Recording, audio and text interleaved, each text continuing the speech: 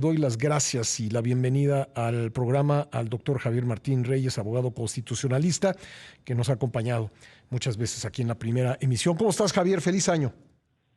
Hola, ¿qué tal, Pascal? Siempre es un gustazo saludarte y también, obviamente, con los mejores deseos para este año.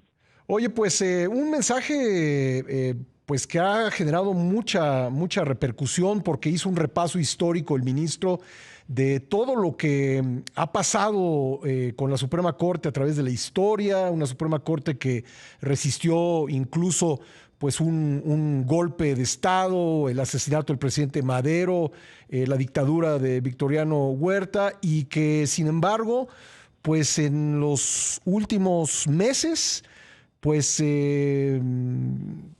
pues se vio ya, recibió un golpe fatal, ¿no, Martín? Javier Martín.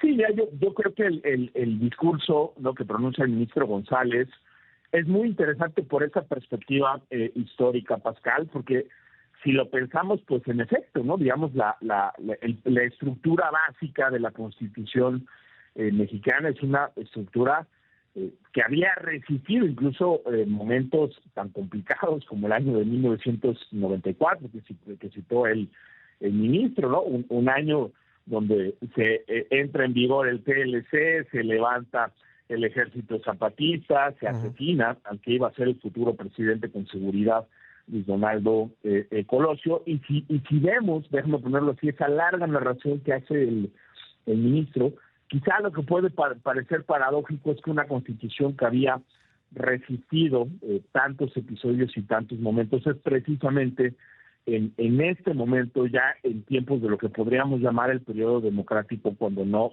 termina, déjame ponerlo así, soportando las presiones que vivimos. Y creo que eso se explica, Pascal, porque durante muchísimos tiempos en México lo que vivimos, ¿no?, como diría Jesús Silva Herzog, es una suerte de fiesta constitucional, donde formalmente en México había división de poderes, había independencia judicial, supuestamente había elecciones, pero en los hechos, ¿no?, lo que sucedía era algo muy diferente, ¿no? Vivíamos en esas épocas del hiperpresidencialismo, de las facultades metaconstitucionales del presidente. Sabemos que las elecciones pues eran una farsa porque no eran competitivas, y la división de poderes pues en realidad era simple y sencillamente papel mojado, era algo que estaba ahí en el texto, pero no funcionaba. Eso cambia, Pascal, a partir de la transición a la democracia, de la reforma del 96, de la alternancia política que vimos en el 2000. Ahí es cuando de verdad empiezan a funcionar los contrapesos, ahí es de verdad cuando la Corte empieza a asumir ese papel de garante de los derechos, de la división de poderes, cuando le empieza a poner freno no solo al presidente López Obrador, sino a todos los presidentes previos, ¿no?, a Vicente Fox, a Felipe Calderón, a Enrique Peña Nieto.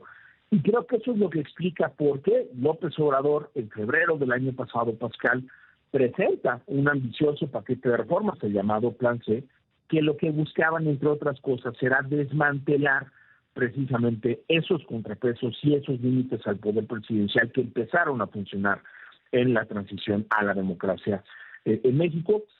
Ya sabemos que obviamente cómo se lograron las mayorías calificadas en la Cámara de Diputados, en el Senado. Bueno, pues muy difícil podríamos decir que eso fue a la buena, pero a final de cuentas hoy de facto pues el obradorismo sí cuenta con ese poder para cambiar la Constitución, y han aprobado reformas, Pascal, que nos ponen en la ruta de un sistema que no sabemos cómo se va a ver ni en 5 ni en 10 años con precisión, pero sí es un sistema que va a ser más autoritario porque va a estar menos controlado el poder, va a ser un sistema también, yo creo que más autocrático, porque lo que se busca es minar las bases, ¿no?, de las elecciones libres, va a ser un régimen más punitivista, y por eso las reformas en materia de prisión preventiva oficiosa, por eso el tema de la militarización. Y creo que para retomar lo que dijo el ministro González Alcántara Carracá, habría que decirlo que aquí parece que estamos en un punto ya de no retorno, estamos frente a un escenario donde ya va a ser muy difícil revertir por lo menos esta reforma judicial, que es pues una purga de proporciones históricas. Nunca habíamos visto en la historia constitucional de México, ¿no?, un intento por prácticamente destituir a todas las personas, a juezas y a jueces tanto a nivel federal como a nivel local, y sustituirlos por quién, por personas que sean afines al régimen, como a través de este mecanismo de las elecciones judiciales que estamos por presenciar, Sí. pues a partir precisamente de este año, Pascal, ¿no? Por eso creo que es un discurso muy valioso, muy valiente, muy claro, y también, déjame ponerlo así, pues muy realista, ¿no? Quien piense todavía que estas elecciones se pueden corregir, que van a llegar muy buenos perfiles, pues yo creo que pecan un poco de ingenuidad, Pascal. Javier, me quedan un par de minutos, pero preguntarte ya por último, hemos oído la expresión juez de consigna como un juez que no decide en función de la ley, sino en función de intereses particulares. ¿Lo que se está configurando es un poder judicial de consigna? Sí, yo lo que te diría, lo que se está configurando es un poder judicial capturado y que sirva al poder. O sea, es decir, el poder judicial, Pascal, si me permites la metáfora, es el gran árbitro de la democracia mexicana. Y el buen árbitro, tanto en el fútbol como en la democracia, es el que aplica con imparcialidad y con rigor el reglamento, las normas jurídicas que regulan las relaciones, que pueden ser civiles, penales, administrativas, es decir, del ámbito que queremos. El día que tenemos un problema, Pascal, y tenemos que acudir a un tribunal, queremos que esas personas, esos jueces, esas juezas, apliquen las reglas sin favorecer a nadie, sin importar quiénes somos, qué afinidades políticas tenemos, si se están afectando o no intereses del partido en el gobierno. Y lo que busca Morena de manera explícita es quitar a esos jueces independientes que le fueron muy incómodos durante el sexenio de López Obrador y poner a personas que por lo menos en los asuntos políticamente relevantes no van a decidir a partir del derecho, sino van a decidir a partir pues de si se afectan o no los intereses del gobierno. Entonces, en esa medida yo escucho decir